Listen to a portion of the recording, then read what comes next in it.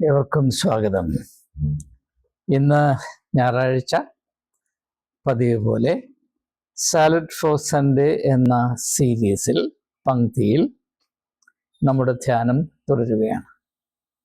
ഇന്ന് വെളിപ്പാട് പുസ്തകം 3-ാം അധ്യായത്തിൻ്റെ 20-ാം വാക്യം വളരെ സുപരിചിതമായ വാക്യമാണ്. ഞാൻ ആ വാക്യം വായിക്കട്ടെ.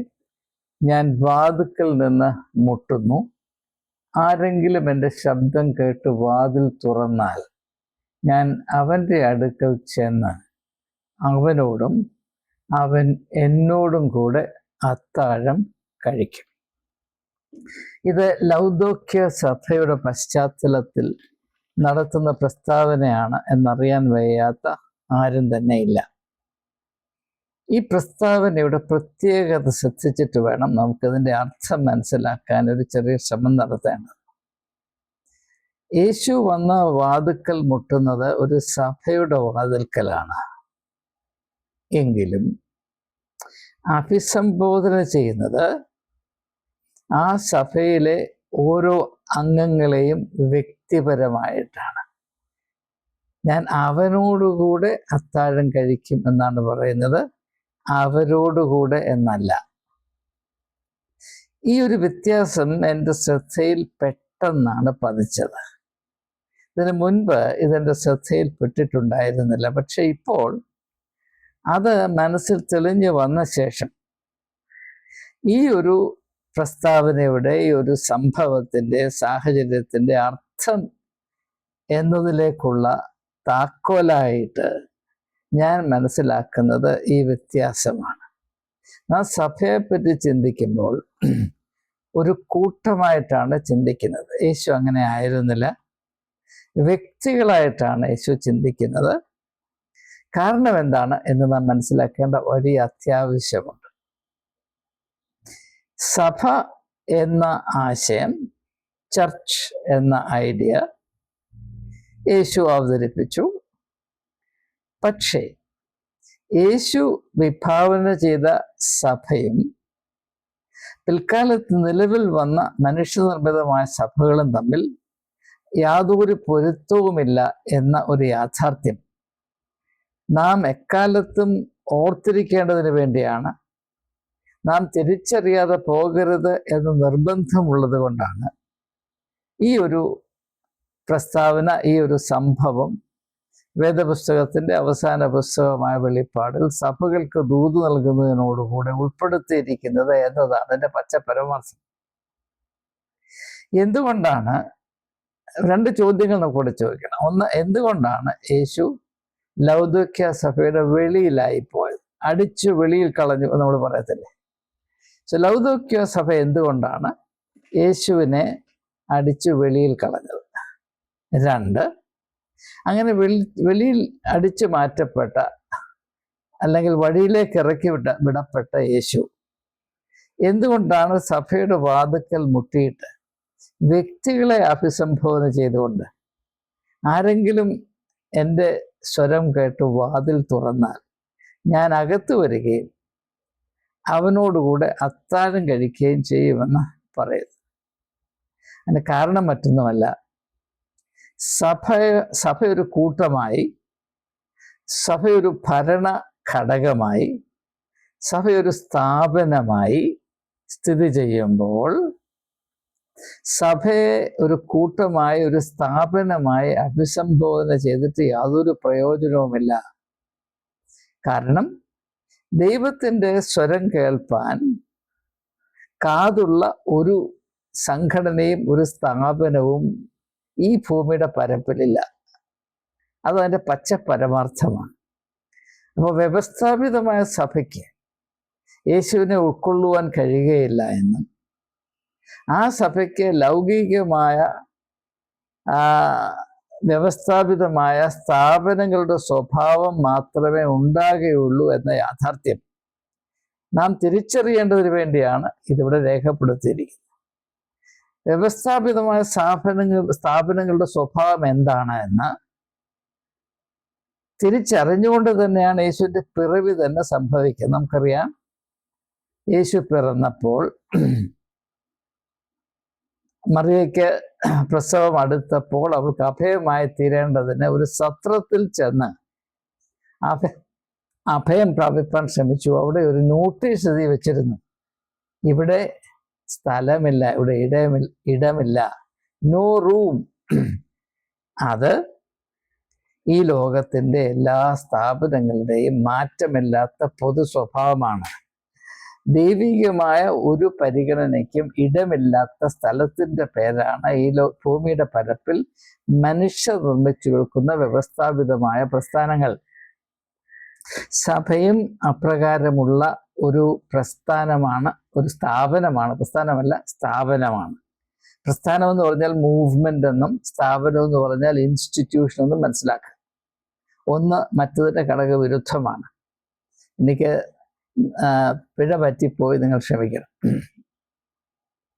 അപ്പോൾ ഈ ഒരു പ്രത്യേകത ഇത് നാം ഒരിക്കലും അവഗണിച്ചുകൂടാത്ത, എന്നാൽ ക്രിസ്ത്യാനികൾ 100% ഒഴിവാക്കുന്ന, മനസ്സിലാക്കാൻ കൂട്ടാക്കാത്ത, ആരെങ്കിലും ആക്കിക്കാൻ ശ്രമിച്ചാൽ അവരെ വെറുക്കുന്ന ഒരു യാഥാർത്ഥ്യമാണ് യേശു വിഭാവന ചെയ്ത സഭ. അതെന്താണ്? 2-3 പേർ എൻ്റെ നാമത്തിൽ എവിടെ കൂടിയാലും ഞാൻ അവിടെ മധ്യത്തിലുണ്ട്. അപ്പോൾ യേശു കേന്ദ്രീകൃതമായിരിക്കുന്ന ജനങ്ങളുടെ കൂടിവരവും ജനങ്ങൾ അവരിൽ ഒന്നായിത്തീരുന്ന അവസ്ഥയുടെ പേരാണ് സഭയെന്നത്. നമ്മളതിൻ്റെ സ്വഭാവം 100% മാറ്റി അതൊരു വലിയ സാമ്രാജ്യ തുല്യമായ ഘടനയൊക്കെ കൊടുത്ത് അതിൽ സാത്താൻ്റെ മിനുക്കം കയറ്റി വെച്ച് ബഡ്ജറ്റും കുഡ്ജറ്റും ഉണ്ടാക്കി രാജകീയമായ വസ്ത്രാഡംബരമൊക്കെ വെച്ച് ചില നിയമങ്ങളും കൊണ്ടുവച്ച് ഓരോ സഭയും അതിൻ്റെ കോൺസ്റ്റിറ്റ്യൂഷനൊക്കെ വെച്ച് ലൗകികമായ എപ്രകാരമാണ് ഒരു സാമ്രാജ്യം നടത്തിക്കൊണ്ടു പോകേണ്ടത് അതിന് സമമായി മാത്രം നാം സൃഷ്ടിച്ചു വെച്ചിരിക്കുന്ന ഈ ഒരു കോക്കാം പീച്ചിക്ക് സഭയെന്ന് നാം പേര് കൊടുക്കുമ്പോൾ നാം തികച്ചും മറന്നു പോകുന്നത്, അല്ലെങ്കിൽ പരിഗണിക്കാൻ വിസമ്മതിക്കുന്നത്, സഭയെപ്പറ്റി യേശു പുലർത്തിയിരുന്ന ആ താല്പര്യം അല്ലെങ്കിൽ പ്രതീക്ഷ, സ്വപ്നം എന്തായിരുന്നു എന്നുള്ളതാണ്. നാം ഉൾപ്പെട്ടിരിക്കുന്ന സഭയും യേശു വിഭാവന ചെയ്ത അവസ്ഥയും തമ്മിൽ യാതൊരു ബന്ധവുമില്ല എന്ന സത്യം കേൾക്കാൻ ചെവിയുള്ളവൻ കേൾക്കട്ടെ. അങ്ങനെ കേൾക്കാൻ ആർക്കെങ്കിലും ചെവി ഉണ്ടായെങ്കിൽ അവർക്ക് കുറച്ചുകൂടെ ഉള്ളിൽ വെളിച്ചം പകരത്തക്കവണ്ണമാണ് യേശുവിൻ്റെ വചനത്തെയും പുതിയ നിയമത്തെയും മാത്രം ആശ്രയിച്ച് ചിന്തകൾ ഉൾക്കൊള്ളുന്ന ഈ വീഡിയോ ഞാൻ നിങ്ങളുടെ സമക്ഷം സമർപ്പിക്കും. നമുക്ക് മനസ്സിലാക്കാൻ ശ്രമിക്കും. നിങ്ങൾ യോഹന്നാന്റെ സുവിശേഷം 17-ാം അധ്യായം വായിക്കുമെങ്കിൽ എന്നെ വളരെ അധികം ആകർഷിച്ചിട്ടുള്ളതും ഇൻഫ്ലുവൻസ് ചെയ്തിട്ടുള്ളതും, അതായത് സ്വാധീനിച്ചിട്ടുള്ളതും ചിന്തിക്കാൻ പ്രേരിപ്പിച്ചിട്ടുള്ളതും എൻ്റെ ഹൃദയത്തെ വളരെ ആഴത്തിൽ സ്പർശിച്ചതുമായ ഒരു അധ്യായമാണ് യോഹന്നാന്റെ സുവിശേഷം 17-ാം അധ്യായം. അത് യേശുക്രിസ്തുവിൻ്റെ പ്രാർത്ഥനയാണ്. അതിന് ഇംഗ്ലീഷിൽ പറയുന്നത് the high Priestley prayer of Jesus എന്നാണ്. നിങ്ങൾ ആ അധ്യായം ആദ്യം മുതൽ അവസാനം വരെ വായിച്ചാൽ അതിൽ മുഖ്യമായും ഒരേ ഒരു ആശയമേ ഉള്ളൂ. അതെന്താണ്? പിതാവേ, നീ എനിക്ക് തന്ന ജനം ഒന്നായിരിക്കണമേ. യേശുവിൻ്റെ താല്പര്യത്തിൽ, യേശുവിൻ്റെ ഹൃദയത്തിൽ, യേശുവിൻ്റെ ആത്മാവിൽ സ്ഥിതി ചെയ്തിരുന്ന ഏറ്റവും മഹനീയമായ താല്പര്യം അവൻ്റെ അനുയായികൾ എന്ന് അനുമാനിക്കുകയും അവകാശപ്പെടുകയും ചെയ്യുന്ന ജനം 900 കഷ്ണങ്ങളായി മുറിഞ്ഞു പോകാതെ അവർ ഭൂമിയുടെ പരപ്പിലെല്ലാം ഒന്നായി തീരണം എന്നുള്ളതാണ്. പ്രത്യേകിച്ച് നിങ്ങൾ അതിൻ്റെ 21, 22, 23 വാക്യങ്ങൾ വായിച്ചാൽ, പിതാവേ, നീയും ഞാനും ഒന്നായിരിക്കുന്നത് പോലെ നീ എനിക്ക് തന്ന ജനവും ഒന്നായിരിക്കണമേ. അതിൻ്റെ മർമ്മം എന്താണ് എന്ന് മനസ്സിലാക്കാൻ നമുക്ക് അല്പം പുറകോട്ട് പോയി ഇതേ സുവിശേഷത്തിൽ 10-ാം അധ്യായത്തിൻ്റെ 10-ാം വാക്യത്തിൻ്റെ ആദ്യ ഭാഗം, മോഷ്ടിപ്പാനും അറുപ്പാനും മുടിപ്പാനുമല്ലാതെ കള്ളൻ വരുന്നില്ല. എൻ്റെ അർത്ഥം, ഒരു കൂട്ടത്തെ, മനുഷ്യജാതിയെ അങ്ങോട്ടും ഇങ്ങോട്ടും കീറി മുറിച്ച് ഞാൻ പറഞ്ഞതുപോലെ കാക്കത്തുള്ളാരും കഷ്ണങ്ങളായി മാറ്റുന്ന ശക്തിയുടെ പേരാണ് സാത്താൻ എന്നുള്ളത്. ഇത് വ്യക്തമായി മനസ്സിലാക്കുക. സാത്താൻ അനൈക്യത്തിൻ്റെ ദുരാത്മാവാണ്. Satan is the evil spirit of disunity and fragmentation. നാം ഓരോരുത്തരും നാം ഉൾപ്പെട്ടിരിക്കുന്ന സഭാ വിഭാഗങ്ങളിൽ അത് സഭയാണെന്ന് തെറ്റിദ്ധരിച്ച് അഭിമാനം കൊള്ളുന്നവരാണ്. എന്ന് മാത്രവുമല്ല, അതിനെപ്പറ്റിയുള്ള വീര്യവും ശൂര്യവും കണ്ടാൽ ക്രിസ്ത്യാനി മൂർഖനാണോ അതോ മറ്റേതോ വല്ല ഇനമാണോ എന്ന് തോന്നിപ്പോകും. കേരളത്തിൽ ഇത് മനസ്സിലാക്കാൻ പ്രയാസമൊന്നുമില്ല. ഓർത്തഡോക്സ് ചർച്ചും യാക്കോബ സഭയും എന്നുള്ള ബന്ധം നോക്കിയാൽ മതി. അല്ല, അതും വേണ്ട. സീറോ മലബാർ സഭയിൽ ഒരേ സഭയുടെ ഉള്ളിലുള്ള രണ്ട് കൂട്ടങ്ങൾ പരസ്പരം നിന്ന് പൊരുത് കണ്ടാൽ നമുക്കറിയാം ഇതും യേശു വിഭാവന ചെയ്ത സഭയുടെ അവസ്ഥയും തമ്മിൽ പുലബന്ധം പോലുമില്ല എന്ന് മനസ്സിലാക്കാൻ യാതൊരു പ്രയാസവും ഉണ്ടാകേണ്ട കാര്യമില്ല. തലച്ചോറ് ഉപയോഗിക്കുന്നവർക്ക് എന്നിവിടെ കൂട്ടിച്ചേർക്കേണ്ടി വരും. അപ്പോൾ നമ്മുടെ മധ്യത്തിൽ വസിക്കുന്ന പ്രവർത്തിക്കുന്ന ആത്മാവ് പരിശുദ്ധാത്മാവല്ല, സാത്താൻ്റെ ആത്മാവാണ്. അതാണ് നമ്മുടെ ഡിനോമിനേഷണൽ സഭകളിൽ, ഡിനോമിനേഷണൽ ചർച്ചസിൽ കുടികൊള്ളുന്നത്, നമ്മെ അടക്കി ഭരിക്കുന്നത് എന്നത് തികച്ചും അനിഷേധ്യമായ ഒരു യാഥാർത്ഥ്യമാണ്. സത്യം പറഞ്ഞാൽ നമ്മുടെ സഭകളിൽ നടക്കുന്നത് സാത്താൻ സേവയാണ്. സാത്താൻ്റെ ആധിപത്യത്തിൽ സ്ഥിതി ചെയ്യുന്ന, അതിനോടുള്ള അടിമത്തത്തിൽ വസിക്കുന്ന ദുരവസ്ഥയിലാണ് വിശ്വാസികൾ കഴിഞ്ഞുകൂടുന്നത് എന്ന യാഥാർത്ഥ്യം നിങ്ങൾ യേശുവിന് 2 കാശിൻ്റെ വില കൽപ്പിക്കുന്നുവെങ്കിൽ നിങ്ങൾ നൽകും എന്നതാണ് എൻ്റെ പ്രത്യാശ. ഇനി നമുക്കറിയാം, യോഹന്നാൻ്റെ തന്നെ സുവിശേഷത്തിൽ 13-ാം അധ്യായത്തിൽ യേശു തൻ്റെ ശിഷ്യന്മാരുമായി അന്ത്യ അത്താഴം ആചരിക്കുന്ന സംഭവം.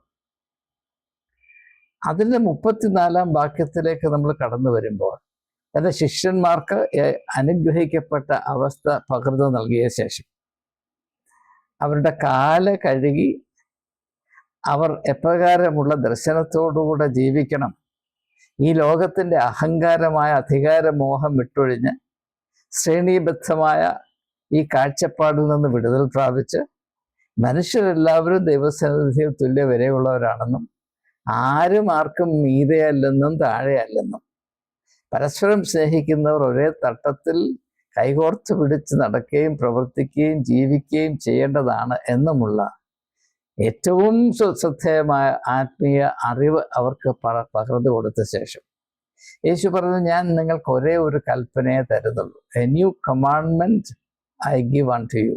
എന്താണ്? നിങ്ങൾ പരസ്പരം സ്നേഹിക്കണം. എൻ്റെ പ്രിയപ്പെട്ട സഹോദരങ്ങളെ, ഞാൻ നിങ്ങളോട് ചോദിക്കട്ടെ, ക്രിസ്ത്യാനികൾക്ക് പരസ്പരം സ്നേഹിക്കാനുള്ള സ്വാതന്ത്ര്യമുണ്ടോ?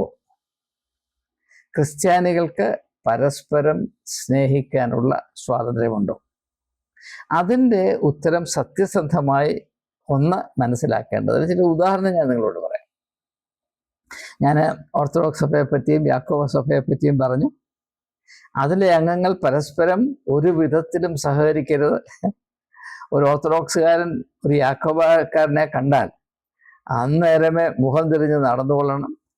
ഒരു യാക്കോബക്കാരൻ്റെ മകളെ ഓർത്തഡോക്സുകാരൻ്റെ മകനെ കൊണ്ട് കെട്ടിക്കരുത്. വേറെ ഏത് മൃഗത്തെ കൊണ്ടും കെട്ടിച്ചു, ഇത് മാത്രം നിങ്ങൾ ചെയ്യരുത്. ഇങ്ങനെയുള്ള അവസ്ഥയിലാണ് നാം നിൽക്കുന്നത്. അതുപോലെ തന്നെ ഞാൻ ഒരു കാലത്ത് കൺവെൻഷൻ പ്രസംഗിച്ച് നടന്ന കാലമുണ്ട്. എന്നെ വളരെ ദുഃഖിപ്പിച്ചിട്ടുള്ളൊരു കാര്യം, 2 കാര്യങ്ങൾ. ഒന്ന്, ഏതെങ്കിലും ഒരു സഭയുടെ ആഭിമുഖ്യത്തിൽ നടക്കുന്ന കൺവെൻഷനിൽ ഒത്തിരി ആൾ വരും. അതേസമയം എക്യൂമെനിക്കൽ കൺവെൻഷൻ, അതായത് എല്ലാ സഭകളും കൂടെ നടത്തുന്നു എന്ന് പറയുന്ന ഒരു കൺവെൻഷൻ പ്രസംഗിക്കാൻ പോയാൽ അവിടെ കൂടിപ്പോയാൽ 200 പേര് 250 പേര്. എന്നാൽ അതേ സ്ഥലത്തുള്ള ഒരു സഭാ വിഭാഗത്തിൻ്റെ കൺവെൻഷൻ ആണെങ്കിൽ അതിൽ 2000 പേർ, 3000 പേർ, 5000 പേര് വരും. എന്തുകൊണ്ടാണെന്ന് ചോദിച്ചാൽ ഈ സഭകളിലെ അംഗങ്ങളെ അവർ പിറന്നു വീണപ്പോൾ തൊട്ട് അതിൻ്റെ ഭാരവാഹികൾ പഠിപ്പിക്കുന്നത് നിങ്ങൾ നിങ്ങളുടെ കൂറ് ഈ സഭയോട് മാത്രമായിരിക്കണം, മറ്റുള്ളവരോട് സഹകരിക്കരുത്, മറ്റുള്ളവരോടുള്ള സഹകരണം നിങ്ങളുടെ സഭയോട് കാണിക്കുന്നത് നന്ദികേടാണ് എന്ന പഠിപ്പീര് മാത്രമാണ് ഇതിൻ്റെ പുറകിലുള്ളത്. ഇത് നിങ്ങൾക്ക് വ്യക്തമായി തിരിച്ചറിയുവാൻ സാധിക്കുന്നതാണ്. ഇങ്ങനെ കാര്യങ്ങളെപ്പറ്റി ചിന്തിക്കുന്നവർക്ക് എളുപ്പമാണ്. ഇനി വേറൊരു അനുഭവം ഞാൻ പറയാം. ഞാൻ ഡൽഹിയിലായിരുന്നപ്പോൾ, ഡൽഹിയിൽ theological research and communication institute എന്ന് പറയുന്നൊരു സ്ഥാപനം ഉണ്ടായിരുന്നു. അതൊരു തിയോളജിക്കൽ റിസർച്ച്, വേദ പാണ്ഡിത്യം സംബന്ധമായ റിസർച്ച് നടത്തുന്ന സ്ഥാപനമാണ്. ഞാൻ അതിൻ്റെ ഓണററി ചെയർമാനായിരുന്നു. അപ്പം അതിൻ്റെ ആഭിമുഖ്യത്തിൽ ഡൽഹിയിലുള്ള സഭകളിൽ ഉള്ള കുഞ്ഞുങ്ങളെ വർഷത്തിലൊരിക്കൽ ഒന്ന് കൂട്ടി കൊണ്ടുവരുവാനും അവരെങ്കിലും ക്രിസ്തീയ ഐക്യം അനുഭവത്തിൽ കൂടെ തിരിച്ചറിയാൻ ഒരു ദിവസം മാറ്റിവെക്കാൻ തീരുമാനിച്ചു. ഇപ്പം സൺഡേ സ്കൂൾ ഫെസ്റ്റിവൽ എന്ന ആശയം അത് ആരംഭിച്ചപ്പോൾ വളരെ ശക്തമായി മിക്കവാറും എല്ലാ സഭകളും എതിർത്തു. തങ്ങളുടെ മക്കൾ അവിടെ പോകരുത് എന്ന് പറഞ്ഞു. കാരണം സ്വന്തം സഭയുടെ പരിസരം വിട്ട് കുഞ്ഞുങ്ങൾ മറ്റുള്ള സഭയിലെ കുഞ്ഞുങ്ങളുമായി ഇടപഴകിയാൽ അവർക്ക് സഭയോടുള്ള കൂറ് കുറഞ്ഞു പോകുമോ എന്ന ഭീതി മാത്രമാണ്. അവരും യോഹന്നാന്റെ സുവിശേഷം 17-ാം അധ്യായം വായിക്കുന്നവരായിരിക്കാം. പിതാവേ, നീ എനിക്ക് തന്ന ജനം ഒന്നായി തീരണമേ എന്ന യേശുവിൻ്റെ മനസ്സ് നൊന്ത പ്രാർത്ഥന അറിയാൻ വയ്യാത്തവരല്ല. പക്ഷേ പ്രവൃത്തിയിൽ വരുമ്പോൾ ഇത് മാത്രമാണ്. ഇനി എൻ്റെ വേറൊരു അനുഭവം ഞാൻ പറയാം. ഞാൻ ഡൽഹിയിലെ സെൻറ്റ് സ്റ്റീഫൻസ് കോളേജിൽ അധ്യാപകനായി, ചാപ്ലിനായി, അവിടുത്തെ ചാപ്പലിൻ്റെ ചുമതലയിൽ ഞാൻ ദീർഘനാൾ സേവനം ചെയ്തിട്ടുണ്ട്. അപ്പോൾ ഡൽഹിയിൽ നോർത്ത് ഈസ്റ്റിൽ വരുന്ന കുട്ടികൾ, നിങ്ങൾക്കറിയാം നോർത്ത് ഈസ്റ്റിൽ ഒട്ടുമുക്കാലും ക്രിസ്ത്യാനികളാണ്. അത് പ്രെസ്ബിറ്റേറിയൻ ചർച്ചിൻ്റെയും ബാപ്റ്റിസ്റ്റ് ചർച്ചിൻ്റെയും സ്വാധീനമാണ് അവിടെ കൂടുതൽ. ഒരിക്കൽ നോർത്ത് ഈസ്റ്റിലെ കുട്ടികളെ പ്രതിനിധീകരിച്ച് 3-4 പേരെന്നെ കാണാൻ വന്നു. അവർ പറഞ്ഞു, ഫാദർ, സെൻറ്റ് സ്റ്റീഫൻസ് കോളേജിൻ്റെ ചാപ്പലിൽ ആരാധിക്കാൻ ഞങ്ങളെ അനുവദിക്കണം. അപ്പം ഞാൻ അവരോട് പറഞ്ഞു, നിങ്ങൾക്ക് ആരാധനയ്ക്കാണെങ്കിൽ അവിടെ ഞാൻ എല്ലാ ഞായറാഴ്ചയും രാവിലെ 8 മണി തൊട്ട് 9 വരെ ഞായറാഴ്ച സർവീസ് നടത്തുന്നുണ്ട്, നിങ്ങൾക്കത് ചേരാമല്ലോ. അവർ ഷോക്ക് അടിച്ചു. അവർ പറഞ്ഞു, അയ്യോ, ഞങ്ങളുടെ അച്ഛന്മാർ ഞങ്ങളോട് പറഞ്ഞിരിക്കുന്നത് മറ്റൊരു സഭയുടെയും ആരാധനയിൽ നിങ്ങൾ സംബന്ധിക്കരുത്, മറ്റുള്ള സഭകളുടെ ആരാധന സാത്താൻ്റെ സേവയാണ്, അതുകൊണ്ട് ഞങ്ങൾക്കത് ചിന്തിക്കാൻ പോലും വയ്യ, അതുകൊണ്ട് ഞങ്ങൾക്ക് പ്രത്യേകമായി ആരാധിക്കാൻ അവിടെ അവസരം തരണം. ഇങ്ങനെ അനേക അനുഭവങ്ങളുണ്ട്. ഇതാണ് നമ്മുടെ അവസ്ഥയെന്ന് തിരിച്ചറിയുവാൻ വലിയ പ്രയാസമൊന്നും ഉണ്ടാകേണ്ട കാര്യമില്ല എന്നാണ് ഞാൻ കരുതുന്നത്. ഇത് യഥാർത്ഥത്തിൽ ലൗകികവും പൈശാചികവുമാണ് എന്ന് തിരിച്ചറിയാൻ ഞാൻ ചരിത്രത്തിൽ നിന്നൊരു ഉദാഹരണം നിങ്ങൾക്ക് നൽകിക്കൊള്ളട്ടെ. പല കാര്യങ്ങളും നമ്മുടെ അവസ്ഥകൾ തിരിച്ചറിയുന്നതിന് കഴിഞ്ഞ കാലങ്ങളിൽ ചരിത്രത്തിൽ സംഭവിച്ച കാര്യങ്ങൾ ഓർത്തെടുത്താൽ സഹായിക്കുമെന്നതുകൊണ്ട് ചരിത്രത്തിൽ സംഭവിച്ചതായി രേഖപ്പെടുത്തിയിരിക്കുന്ന വളരെ ശ്രദ്ധേയമായ, ഒരുപക്ഷെ വളരെയധികം ആളുകൾ അറിയുന്ന ഒരു യാഥാർത്ഥ്യം ഇതിൻ്റെ ഉദാഹരണമായി, ഇതിൻ്റെ അടിസ്ഥാനമായി ഞാൻ വെളിപ്പെടുത്തി.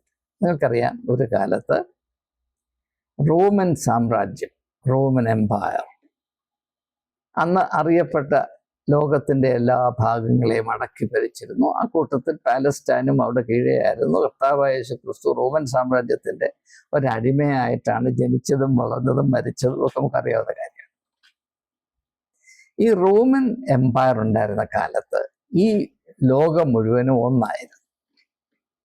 എന്നാൽ കാലക്രമേണ ഈ റോമൻ സാമ്രാജ്യം അധപ്പതിച്ച് റോമൻ സംസ്കാരം അസ്തമിച്ചു കഴിഞ്ഞപ്പോൾ ഈ പ്രദേശങ്ങളെല്ലാം അങ്ങോട്ടും ഇങ്ങോട്ടും വിഘടിച്ച് റോമൻ സാമ്രാജ്യം തകർന്ന് തരിപ്പണമായി അനേക കഷ്ണങ്ങളായി കീറി മുറിക്കപ്പെട്ടു.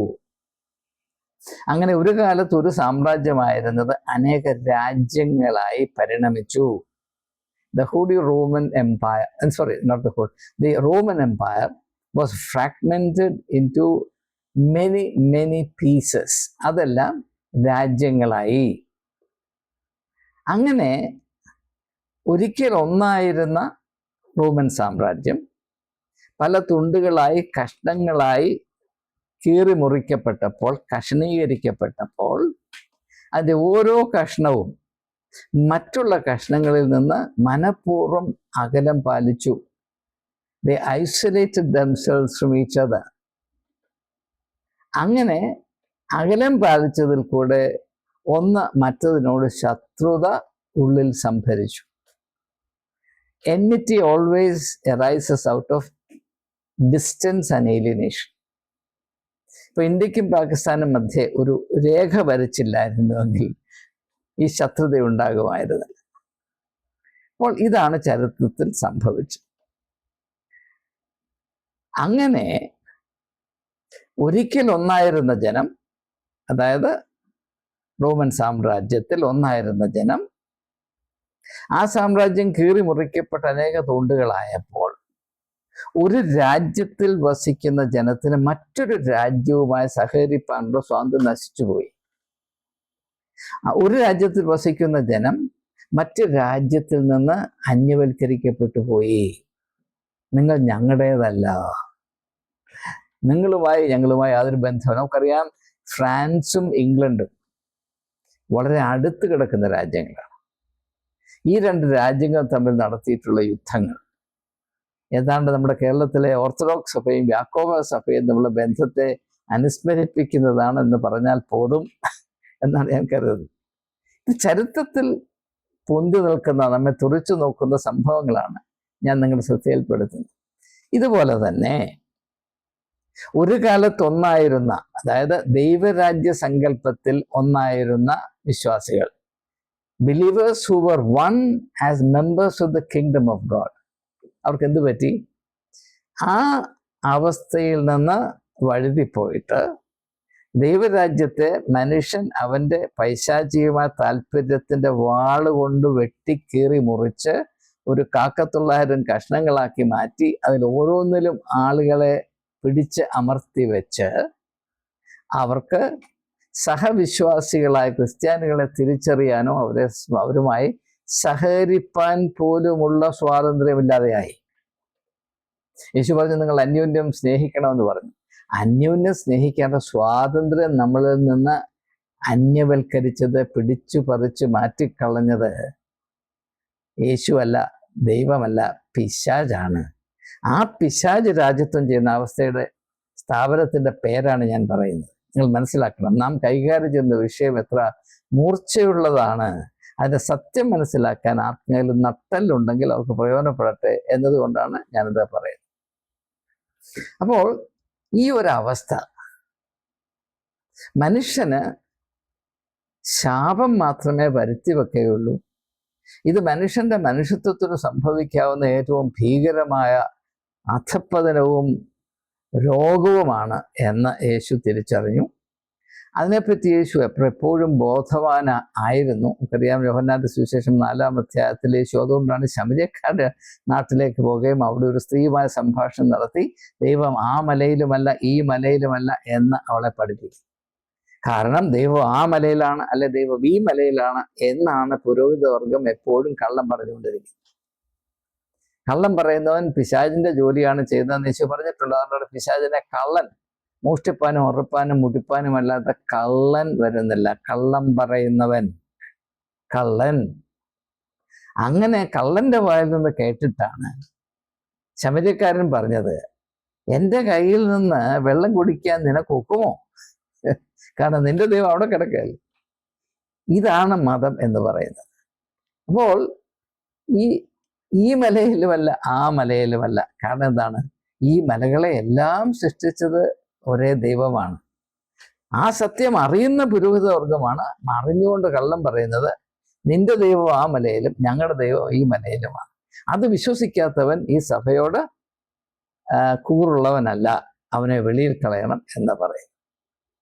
നമുക്കറിയാം, പ്രവൃത്തിയുടെ പുസ്തകം 10-11 അധ്യായത്തിൽ ദൈവം പക്ഷഭേദം കാണിക്കുന്നില്ല എന്ന വലിയ തത്വം പത്രോസിന് നൽകുന്നതിന് വേണ്ടിയാണ് ഒരു വലിയ ദർശനം ഉറക്കത്തിൽ കൊടുക്കുന്നത്. ഞാൻ സമയത്തിൻ്റെ പരിമിതി കൊണ്ട് കൂടുതലായി വിശദീകരിക്കുന്നത്. അപ്പോൾ ഇങ്ങനെയുള്ള വിഘടിതമായ ചിന്തകൾ, അതായത് യേശു വിഭാവന ചെയ്ത അനുഗ്രഹിക്കപ്പെട്ട അവസ്ഥയ്ക്ക് തുലവും വിരോധമായി വിപരീതമായി മാത്രം ചിന്തിക്കുകയും പൈശാചികമായ താല്പര്യങ്ങളും വികാരങ്ങളും മാത്രം ഉൾക്കൊണ്ടുകൊണ്ട് ഈ ലോകത്തിൻ്റെ താല്പര്യങ്ങൾക്ക് സ്വഭാവത്തിന് മാത്രം അനുയോജ്യരായി വിശ്വാസികളെന്ന് ലേബൽ ഒട്ടിച്ചുകൊണ്ട് നടക്കുന്ന ആളുകൾ പ്രവർത്തിക്കുവാൻ തക്കവണ്ണം അവരെ അധപ്പതിപ്പിക്കുന്ന പ്രക്രിയയുടെ ആരംഭം എവിടെയാണെന്ന് നിങ്ങൾക്കറിയാമോ? അതിന് ജ്ഞാനസ്നാനം എന്ന് പറയും. എന്തുകൊണ്ടാണ് ജ്ഞാനസ്നാനം എന്ന് പറയുന്നത് എനിക്ക് മനസ്സിലാകുന്നില്ല. അതിനകത്ത് യാതൊരു ജ്ഞാനവുമില്ല എന്നത് അല്പമെങ്കിലും സത്യത്തെ കണ്ടാൽ ഞെട്ടി മൂത്രശങ്ക വരാത്ത എല്ലാവർക്കും അറിയാനകത്ത് ജ്ഞാനമില്ല. പിന്നെ സ്നാനം എന്ന് പറഞ്ഞാൽ എന്താണ്? എന്തുകൊണ്ടാണ് യേശുവിൻ്റെ സ്നാനം മറ്റുള്ള സ്നാനങ്ങളെക്കാൾ നാം ഇപ്പോഴും ആചരിച്ചു വരുന്ന സ്നാനത്തെക്കാൾ വ്യത്യസ്തമാകുന്നത്? അതിന് പല വ്യത്യാസങ്ങളുമുണ്ട്. എങ്കിലും പ്രകടമായ ഒരു വ്യത്യാസം ഞാൻ പറയാം. നമ്മളെ സ്നാനപ്പെടുത്തിയത് പുരോഹിതന്മാരാണ്. യേശുവിനെ ഒരു പുരോഹിതനും സ്നാനപ്പെടുത്തിയില്ല. യേശുവിനെ സ്നാനപ്പെടുത്തിയത് ഒരു പ്രവാചകനാണ്. യഥാർത്ഥത്തിൽ ഒരു സത്യപ്രവാചകനെ കൊണ്ട് നമ്മുടെ കുഞ്ഞുങ്ങളെ സ്നാനപ്പെടുത്തണമെന്ന് ആരെങ്കിലും വിചാരിച്ചാൽ സ്നാനപ്പെടാതെ നിൽക്കത്തേ ഉള്ളൂ. കാരണം അങ്ങനെ ഒരാൾ ഇന്ന് ഭൂമിയുടെ പരപ്പിലില്ല, സഭയ്ക്കുള്ളിലില്ല, യാതൊരു സംശയവുമില്ല.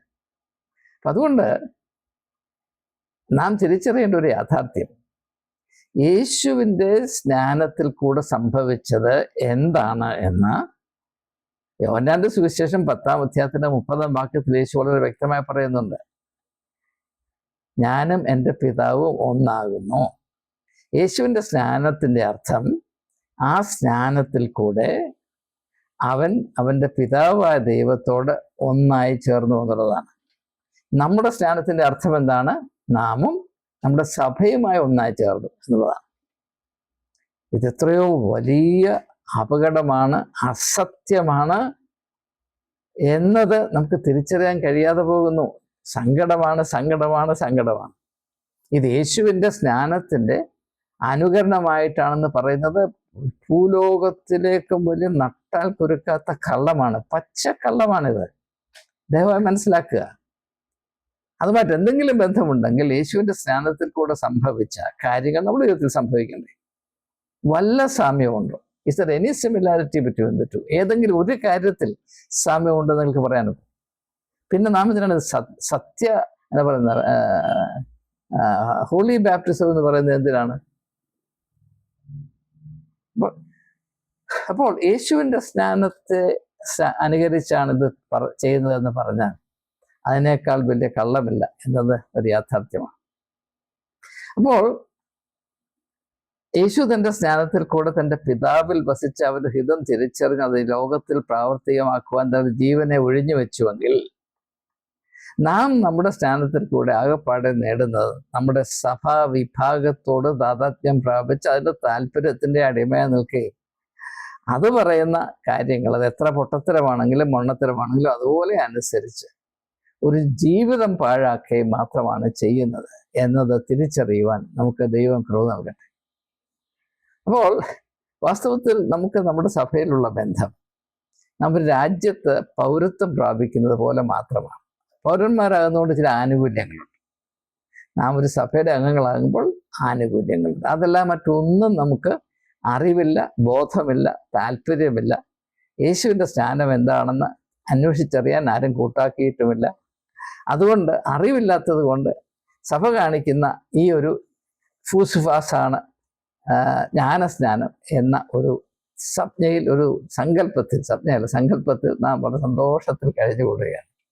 അപ്പം അതുകൊണ്ട് നമ്മുടെ സഭകൾക്ക് ഒരു രാഷ്ട്രം എങ്ങനെയാണ് വിഭാവന ചെയ്തിരിക്കുന്നത്, അതിന് സമാനമായ ഘടനയാണുള്ളത്. ഒരു രാജാവുണ്ട്, മെത്രാൻ എന്ന് പറയും. മെത്രാൻ്റെ കീഴിൽ ഒരു പാർലമെൻ്റ് ഉണ്ട്. അതിന് വിവിധമായ പേരുകളാണ് കൊടുക്കുന്നത്. മണ്ഡലം എന്ന് പറയും, അല്ലെങ്കിൽ പിന്നെ സിനഡ് എന്ന് പറയും, അല്ലെങ്കിൽ ഡയോസസിൻ കൗൺസിൽ എന്ന് പറയും. കാര്യം ഒന്ന് തന്നെയാണ്. രാജാവിൻ്റെ കീഴിലുള്ള പാർലമെൻ്റാണ്. പിന്നെ രാജാവിൻ്റെ ഏജൻറ്റുകളായിട്ട് ഉണ്ട്, അത് പുരോഹിതന്മാരാണ്. അവർ രാജാക്കന്മാരുടെ അടിമകളാണ്. പിന്നെ രാജാവിൻ്റെ അടിമകളാണ് വിശ്വാസികൾ എന്ന് പറയുന്നത്. രാജാവും ജനവുമായുള്ള ബന്ധം നികുതി മാത്രമാണ്. നമ്മൾ ആ നികുതി കൊടുക്കുന്നുണ്ട്. അതിന് സ്തോത്രകാഴ്ച എന്നോ സൂത്രകാഴ്ച എന്നോ ഒക്കെ നമ്മൾ പറയുന്നു. പിന്നെ ജനിച്ചതിന് പോലും, സ്ത്രീ പ്രസവിച്ചാൽ പോലും അവിടെ കൊണ്ട് പൈസ ഇടണം. ഇങ്ങനെ പൈസ അല്ലാതെ രാജാവും നമ്മളുമായിട്ടൊരു ബന്ധമൊന്നുമില്ല. പ്രത്യേകിച്ച് പാവപ്പെട്ടവരാണെങ്കിൽ, കുബേരന്മാരാണെങ്കിൽ രാജാവിന് വല്ലപ്പോഴും ഒക്കെ പോയി കാണാം. അതേ സോക്കേടാണ് നമ്മുടെ മൊത്തത്തിൽ സഭ എന്നൊക്കെ പറഞ്ഞ് നിൽക്കുന്നത് ദയവായി മനസ്സിലാക്കുക. അപ്പൊ ഇത് എന്തുകൊണ്ട് നാം തിരിച്ചറിയുമെന്ന് ചോദിച്ചാൽ, നമ്മുടെ സഭ, നാം ആയിരിക്കുന്ന സഭ യേശു വിഭാവന ചെയ്ത ദൈവരാജ്യം എന്ന സങ്കല്പത്തിന്റെ പൂർണ്ണമായ തിരസ്കരണമാണ്. It's a complete and total rejection of the idea of the kingdom of God. ദൈവരാജ്യം എന്നതിൽ യേശു സങ്കല്പിച്ച മനോഹരമായ അവസ്ഥയുടെ പൂർണ്ണമായ തിരസ്കരണമാണ്, ഉപേക്ഷിക്കുന്ന അവസ്ഥയാണ് നമ്മുടെ സഭ എന്ന് പറയുന്നത്. എന്തുകൊണ്ടാണ് ഇനി അത് മനസ്സിലാക്കുന്നതിന് വേണ്ടി, എന്തുകൊണ്ടാണ് യേശു യഹൂദ മത സംവിധാനത്തെ 100% ഉപേക്ഷിച്ചു? നമ്മളെല്ലാം യേശുവിനെ യഹൂദനായിട്ടാണ് കാണുന്നത്. പക്ഷേ സുവിശേഷം വായിക്കുന്നവർക്കറിയാം യേശു യഹൂദ മതത്തെ 100% ഉപേക്ഷിച്ചിരുന്നു എന്ന് പറയുമ്പോൾ നിങ്ങൾ പലരും ചിലപ്പോൾ പക്ഷപ്പെട്ട ഞെട്ടാനിടയുണ്ട്. യേശു യഹൂദ മതത്തെ ഉപേക്ഷിച്ചിരുന്നു, പക്ഷേ യഹൂദ മതം ആശ്രയിച്ചിരുന്ന ആ അവരുടെ വേദപുസ്തകമില്ലേ, തോര എന്ന് പറയും, TORAH, അത് യേശു ഒരു പരിധി വരെ അംഗീകരിച്ചിരുന്നു. അതിനകത്തെ പുരോഹിത പുസ്തകങ്ങളുണ്ടല്ലോ, ലേവ്യ പുസ്തകം, അതൊന്നും യേശു ഒരിക്കലും സ്വീകരിച്ചിരുന്നില്ല. അതിൻ്റെ ചില ഭാഗങ്ങൾ യേശു അംഗീകരിച്ചിരുന്നു, അത് യാഥാർത്ഥ്യമാണ്. അതെന്തുകൊണ്ട് യേശു യഹൂദ മതത്തെ അതായിരുന്ന അവസ്ഥയിൽ തള്ളിക്കളഞ്ഞു എന്ന് പറഞ്ഞാൽ, അത് പുരോഹിതന്മാരുടെ ഒരു സാമ്രാജ്യമായി അധപ്പതിച്ചിരുന്നു എന്നുള്ളതാണ്. മഹാപുരോഹിതൻ അങ്ങ് റോമിലിരിക്കുന്ന സീസർക്ക് തുല്യമാണ്. മതത്തിൻ്റെ സീസറാണ് മഹാപുരോഹിതൻ. ആ അവസ്ഥയിലാണ്. അപ്പം അതുകൊണ്ട് ഈ അന്ത്യവേളയിലെങ്കിലും വൈകിയ വേളയിലെങ്കിലും നാം അള്ളിപ്പിടിച്ചിരിക്കുന്ന പച്ചക്കള്ളങ്ങളെ ഒന്ന് തിരിച്ചറിയാൻ നമുക്ക് ഒരു ചെറിയ ശ്രമം നടത്താം. സമയത്തിൻ്റെ പരിധി കൂടി ഞാൻ പെട്ടെന്ന് പറഞ്ഞു പോവുകയാണ്. ഒന്ന്, നാം പറയും സഭ യേശുവിൻ്റെ ശരീരമാണ്. ഏത് സഭ? മാർത്തവക്കാരനോട് ചോദിച്ചാൽ പറയാം എൻ്റെ സഭ മാത്രം. CSAക്കാരൻ പറയാം എൻ്റെ സഭ മാത്രം യേശുവിൻ്റെ ശരീരം. കത്തോലിക്കനോട് ചോദിച്ചാൽ മറ്റെല്ലാ യേശുവിൻ്റെ ശരീരത്തുമായിട്ട് യാതൊരു ബന്ധമുള്ള എൻ്റേത് മാത്രം എന്ന് പറയും. കാരണം അവർക്ക് മാത്രമാണ് അവർ കൊടുക്കുന്ന അപ്പവും വീഞ്ഞും യേശുവിൻ്റെ ശരീരവും രക്തമായി തീരുന്നത്. ബാക്കിയുള്ളവർക്കൊന്നും അതൊക്കില്ല. ഒരു സഭയിലെ പുരോഹിതൻ 5.5 മീറ്റർ തുണി ഇട്ടുകൊണ്ട് ഗോതമ്പിൻ്റെ അപ്പം മുറിച്ചു കൊടുത്താൽ അത് യേശുവിൻ്റെ ശരീരമായി തീരും എന്നതിനേക്കാൾ വലിയ കള്ളം, പെരുങ്കള്ളം ലോകത്തിലില്ല. പോട്ടെ, അത് വേറൊരു വിഷയമാണ്, ഞാൻ മുൻപ് കൈകാര്യം ചെയ്തിട്ടുണ്ട്, ആവർത്തിക്കുന്നത്.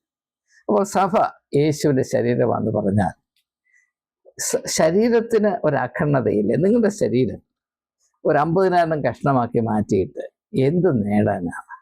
നിങ്ങൾ ചെയ്യുന്നത് യേശുവിൻ്റെ ശരീരത്തെ തുണ്ടു തുണ്ടായി മുറിച്ച് കീറുകയല്ലേ. ഒരു കഷ്ണത്തിന് മറ്റൊരു കഷ്ണത്തോട് ബന്ധമുണ്ടാകാതെ അത് യേശുവിൻ്റെ ശരീരമെന്ന് പറഞ്ഞാൽ നിങ്ങൾ കാണിക്കുന്ന ക്രൂരത എന്താണ് നിങ്ങൾ മനസ്സിലാക്കുക. നാം കാണുന്ന സഭ യേശുവിൻ്റെ ശരീരമാണ് എന്ന് പറയുന്നത് യേശുവിനെ എതിരെ പറയാവുന്ന ഏറ്റവും വലിയ പരദൂഷണമാണ്, കള്ളമാണ്, പൊളിയാണ്, അപമാനമാണ്. രണ്ടാമത്, യേശുവിൻ്റെ മണവാട്ടിയാണെന്ന് പറഞ്ഞത്. അയ്യോ, യേശുവിന് എത്ര മണവാട്ടികളാണ്! ശ്രീകൃഷ്ണന് 16,000 എന്താണ് പറയുന്നത്, കളിത്തോഴിമാരുണ്ടായിരുന്നു. യേശുവിനോ എനിക്കറിയില്ല, പണ്ടൊക്കെ 50,000 എന്നൊക്കെ നമ്മൾ പറയുമായിരുന്നു. ഇതെന്തായി പറയുന്നത്? പറയുന്നതിനകത്ത് വല്ല ബോധവും ഉണ്ട്. ഏതാണ് യേശുവിൻ്റെ ശരീരം? അതെവിടെ കിടക്കുന്നു? ദയവായി മനസ്സിലാക്കുക. ഒരു കത്തോലിക്കനും കത്തോലിക്കനല്ലാത്തൊരു ക്രിസ്ത്യാനുമായിട്ട് വല്ല സംസർഗവും ഉണ്ട്, ഉണ്ടാകാൻ സമ്മതിക്കുമോ? ഞാൻ സെൻറ്റ് സ്റ്റീഫൻസ് കോളേജിൽ ചാപ്പലിൽ ഞായറാഴ്ച ആരാധന നടത്തുമ്പോൾ എൻ്റെ ലൈബ്രറിയനായിരുന്നു ലോറൻസ് പോൾ, ഒരു കത്തോലിക്കനായിരുന്നു. അദ്ദേഹം താല്പര്യത്തോടെ ഈ സൺഡേ സർവീസിൽ വന്ന് പങ്കെടുക്കുമായിരുന്നു. ഇതറിഞ്ഞ അദ്ദേഹത്തിൻ്റെ പുരോഹിതൻ പിടിച്ചു വിലക്കി മുടക്കിക്കളയുമെന്ന് പറഞ്ഞു. അന്ന് തൊട്ട് ലോറൻസ് പോളിനെ കാണാതായി. ഞാൻ അന്വേഷിച്ചപ്പോൾ പറഞ്ഞു, അയ്യോ അച്ഛൻ അറിഞ്ഞു, അച്ഛൻ എന്നെ വിലക്കി, എനിക്കവിടെ വരാനൊക്കത്തില്ല എന്ന് പറഞ്ഞു. ഇതാണ് എൻ്റെ യാഥാർത്ഥ്യം. പിന്നെ പറയും യേശുവാണ് സഭയുടെ അടിസ്ഥാനം. Church's one foundation is Jesus Christ, her Lord എന്ന് പാടിക്കളെ. എവിടെയാണ് അടിസ്ഥാനം? എൻ്റെ പ്രിയപ്പെട്ട സഹോദരി സഹോദര, കരഞ്ഞു പോകത്തില്ലേ സത്യം പറഞ്ഞാൽ? എവിടെയാണ് അടിസ്ഥാനം കിടക്കുന്നത്? അടി സ്ഥാനം. പിന്നെ നമുക്കറിയാം ഈ കത്തനാന്മാരും മെത്രാന്മാരും നമുക്ക് യേശുവിന്റെ ശരീര രക്തങ്ങളെ വായിലോട്ട് ഇട്ട് തരും എന്ന് പറയും. എന്താണ് ഇതിൻ്റെയൊക്കെ അർത്ഥം? വല്ലതും അറിഞ്ഞിട്ടാണോ? ചിന്തിച്ചിട്ടാണോ? വല്ല സത്യവും സത്യത്തിന്റെ കണിക ഇതിനകത്തുണ്ടോ? ഒറ്റ ചോദ്യം നിങ്ങൾ ചോദിക്കുക. ഒറ്റ ഒരു ചോദ്യം ചോദിച്ചാൽ മതി. എന്താണ്? നാം നമ്മുടെ സഭയുമായുള്ള ബന്ധത്തിൽ കൂടെ യേശുവിൽ വളരുന്നുണ്ടോ? Do we grow in Christ? ഒറ്റ ചോദ്യം ചോദിച്ചാൽ മതി. നിങ്ങൾ 20 വർഷം, 30 വർഷം, 40 വർഷം, 50 വർഷമൊക്കെ സഭയോട് ഇങ്ങനെ ചേർന്ന് യേശുവിൻ്റെ ശരീരരക്തങ്ങളെയൊക്കെ അങ്ങനെ ആസ്വദിച്ച് ഉള്ളിലാക്കി അവൻ്റെ ശരീരവും രക്തവും നിങ്ങളുടെ ശരീരത്തിൻ്റെ ഭാഗമാക്കി നിങ്ങളുടെ ഓരോ അണുവിലും പ്രസരിച്ചുകൊണ്ടേയിരിക്കുമ്പോൾ ന്യായമാണ് നാം ചോദിക്കണ്ടേ? നമ്മൾ യേശുവിൽ വളരുന്നുണ്ടോ? നാം യേശുവിനെ പോലെ ആയിത്തീരുന്നുണ്ടോ?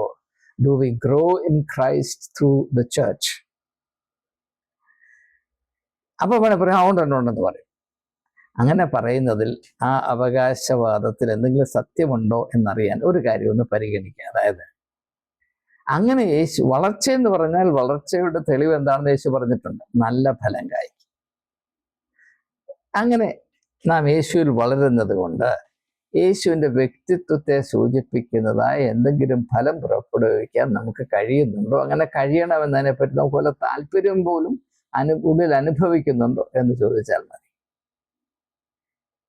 അല്ല, യേശു പറഞ്ഞതുപോലെ നാം കാരമില്ലാത്ത ഉപ്പായി തീർന്നു. പറഞ്ഞു ഉപ്പിന് കാരമില്ലാതെ പോയാൽ പിന്നെ അതിന് എന്തുകൊണ്ട് ഗുണം വരുത്താം? അത് എറിഞ്ഞു കളഞ്ഞ മനുഷ്യനെ ചവിട്ടി മതിച്ച് കളയാനല്ലേ സാധിക്കുകയുള്ളൂ. നമ്മുടെ അവസ്ഥ അപ്രകാരം ആയിപ്പോയില്ലേ? ഇത് വരുത്തി വെച്ചത് ആരാണ്? ഇതിന്റെ ഉത്തരവാദികൾ ആരാണ്? ചോദിക്കണ്ടേ? നിങ്ങളുടെ ജീവിതം പാഴായി പോകുകയല്ലേ? അതിനെപ്പറ്റി നിങ്ങൾ അറിഞ്ഞില്ല എങ്കിൽ, അതിനെപ്പറ്റി നിങ്ങൾക്ക് കരുതലില്ല എങ്കിൽ പിന്നെ ആർക്കാണ് ഉണ്ടാകേണ്ടത്?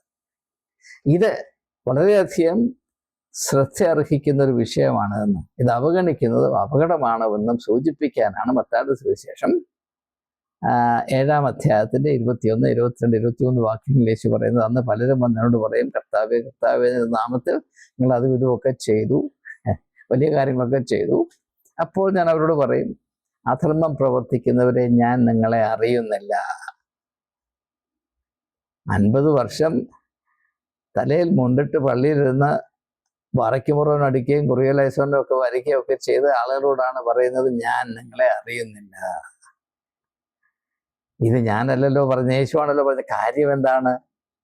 യേശുവിനെ അറിയത്തക്ക യാതൊരു ക്രമീകരണവും നമ്മുടെ ഒരു സഭകളിലുമില്ല എന്ന് മാത്രവുമല്ല, യേശു വിഭാവന ചെയ്ത ദൈവരാജ്യത്തിന് അനുഗ്രഹിക്കപ്പെട്ട അവസ്ഥയെ 100% റദ്ദാക്കുന്ന വിധത്തിലാണ് നമ്മുടെ സഭാ ജീവിതം വിഭാവന ചെയ്യപ്പെട്ടിട്ടുള്ളതും ഘടനാപരമായി സ്ഥിതി ചെയ്യുന്നതും അതിൻ്റെ എല്ലാവിധമായ താല്പര്യങ്ങൾ നിലനിർത്തിപ്പോരുന്നത് എന്ന പ്രകടമായ സത്യം കണ്ടുണ്ടായിട്ടും കണ്ണുപൊട്ടരാണ് എന്ന നിർബന്ധം പിടിച്ച് കഴിയുന്ന ആളുകൾക്കല്ലാതെ ആർക്കും ഈ യാഥാർത്ഥ്യത്തോട് കണ്ണ് അടയ്ക്കുവാൻ സാധ്യമല്ല. അതുകൊണ്ടാണ് യേശു പറയുന്നത്, കണ്ടാലും ഞാൻ വാതിക്കൽ നിന്ന് മുട്ടുന്നു. ഓരോ സഭയുടെയും വാതിക്കൽ നിന്ന് മുട്ടുന്നു എന്ന് പറഞ്ഞാൽ സഭകൾ യേശുവിനെ വെളിയിലേക്ക് തള്ളിവിട്ടു, ഉന്തിവിട്ടു, തൊഴിച്ചു മാറ്റി എന്നാണ് എൻ്റെ അർത്ഥം. കാരണം യേശുവിനെ ഉൾക്കൊണ്ടുകൊണ്ട് ഒരു സഭയ്ക്കും അവയുടെ ഇപ്പോഴുള്ള അവസ്ഥയിൽ ഒരു ദിവസം മുൻപോട്ട് പോകുവാൻ സാധ്യമല്ല. അതുകൊണ്ടാണ് നമ്മുടെയൊക്കെയും കണ്ണു തുറക്കത്തക്കവണ്ണം ഈ അടുത്ത കാലത്ത് ഓർത്തഡോക്സ് സഭയിലെ ഒരു മെത്രാൻ സഭയുടെ പ്രശ്നങ്ങൾ കൈകാര്യം ചെയ്യുമ്പോൾ നിയമം എന്തു പറയുന്നു എന്നത് മാത്രം പരിഗണിച്ചാൽ പോരാ, യേശു ഇതിനെപ്പറ്റി എന്താണ് പറയുന്നത് അതും കൂടെ പരിഗണമെന്ന് പറഞ്ഞപ്പോൾ അദ്ദേഹത്തെ ചൂലുകൊണ്ടടിച്ച് വെളിയിൽ കളഞ്ഞു. സഭയുടെ അധികാരികൾ, അതായത് മത്തായി 3-ാമൻ തൊട്ടുള്ള അധികാരികൾ, സഭയുടെ പാർലമെന്റ് ഒക്കെ കൂടി അദ്ദേഹത്തെ നിർവീര്യനാക്കി കളഞ്ഞു. ഇപ്പോഴും അദ്ദേഹം ഉണ്ട്, പക്ഷെ അദ്ദേഹം ഇപ്പൊ മിണ്ടുന്നില്ല. പല്ല് മുഴുവൻ പോയി. ഒറ്റയടിക്ക് ബാവാ തിരുമേനി ഒറ്റയടിക്ക് അദ്ദേഹത്തിന്റെ പല്ല് പറിച്ചു കളഞ്ഞു. ഇതാണ് നമ്മുടെ അവസ്ഥ. ഇത് പറയും. പിന്നെ ഓർത്തഡോക്സ് സഭയാണ് യേശുവിന്റെ ശരീരം എന്നും പറഞ്ഞു കളയും. അല്ലെങ്കിൽ യേശുവിന്റെ മണവാട്ടി എന്ന് പറയും. സൂക്ഷിക്കണം, യേശുവിന്റെ മണവാട്ടി വരുന്നു, സൂക്ഷിക്കണം. ഈ പരിതാപകരമായ അവസ്ഥയുടെ പാപ്പരത്വം, നഗ്നത മനസ്സിലാക്കാൻ ധൈര്യം കാണിക്കണം. ഇതല്ല ഇതല്ല ഇതല്ലേ അല്ല എന്ന സത്യം തിരിച്ചറിയുന്നതായിരിക്കട്ടെ നിങ്ങളുടെ ആത്മീയ യാത്രയുടെ ആരംഭം എന്ന് ആശംസിച്ചുകൊണ്ട് വാക്കുകൾ ഉപസംഹരിക്കുന്നു. ദൈവം നിങ്ങളെ ഓരോരുത്തരെയും സത്യത്തിൻ്റെ വെളിച്ചത്താൽ നീതിയുടെ പാതയിൽ നടത്തുമാറാകട്ടെ. ആമേൻ.